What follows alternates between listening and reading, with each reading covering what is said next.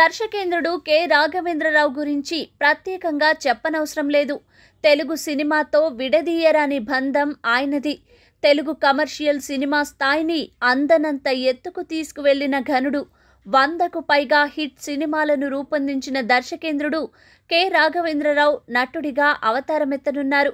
తెలుగు సినీ పరిశ్రమలో తనకంటూ ఓ పేజీని లిఖించుకున్న రాఘవేంద్రరావు ఎన్టీఆర్ నుంచి ఇప్పటి యంగ్ హీరోలతో ఎన్నో హిట్ సినిమాలు రూపొందించిన విషయం తెలిసిందే.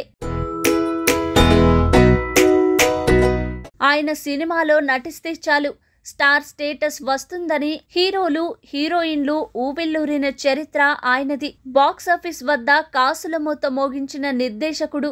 అలా దశాబ్దాలుగా కెమెరా వెనకుండి అద్భుతమైన చిత్రాలను ప్రేక్షకులకు అందించిన రాఘవేంద్రరావు ఇప్పుడు ఈ వయసులో కెమెరా ముందుకు వస్తున్నారు. అది కూడా కథానాయకుడిగా. ఆ మధ్య మిథునం వంటి రమణీయమైన చిత్రాన్ని రూపొందించిన ప్రముఖ నటుడు, రచయిత తనికెళ్ల భరణి దర్శకత్వం వహిస్తున్న ఓ చిత్రంలో రాఘవేంద్రరావు హీరోగా నటించనున్నట్టు తెలుస్తోంది. ఈ చిత్రానికి ప్రముఖ రచయిత జనార్దన మహర్షి కథను అందించగా కీరవాణి సంగీతాన్ని సమకూరుస్తున్నారు. చిత్రంలోని పాటలను చంద్రబోస్ రాస్తున్నారు.